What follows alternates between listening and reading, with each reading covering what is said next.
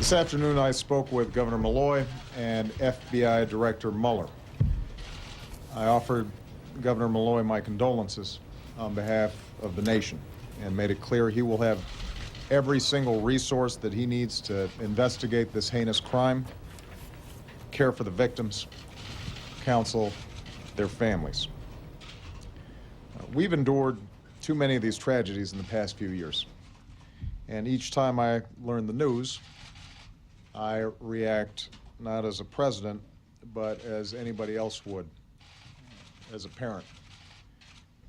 And that was especially true today. I know there's not a parent in America who doesn't feel the same overwhelming grief that I do. The majority of those who died today were children.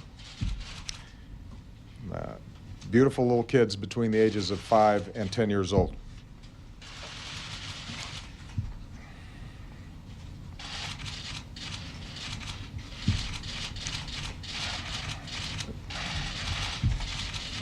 They had their entire lives ahead of them. Birthdays, graduations, weddings, kids of their own.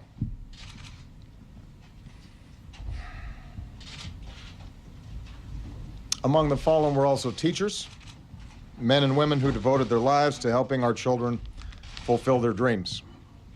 So our hearts are broken today for the parents and grandparents, sisters and brothers of these little children, and for the families of the adults who were lost. Our hearts are broken for the parents of the survivors as well. For as blessed as they are to have their children home tonight, they know that their children's innocence has been torn away from them too early, and there are no words that will ease their pain. As a country, we have been through this too many times.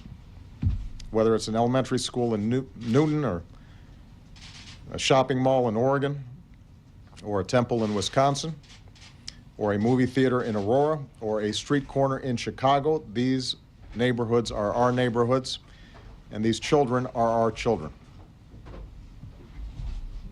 And we're going to have to come together and take meaningful action to prevent more tragedies like this, regardless of the politics. This evening, Michelle and I will do what I know every parent in America will do, which is hug our children a little tighter, and we'll tell them that we love them, and we'll remind each other how deeply we love one another. But there are families in Connecticut who cannot do that tonight, and they need all of us right now. In the hard days to come, that community needs us to be at our best as Americans, and I will do everything in my power as president to help. Because while nothing can fill the space of a lost child or loved one, all of us can extend a hand to those in need, to remind them that we are there for them, that we are praying for them, that the love they felt for those they lost endures not just in their memories, but also in ours. May God bless the memory of the victims. And in the words of Scripture, heal the brokenhearted and bind up their wounds.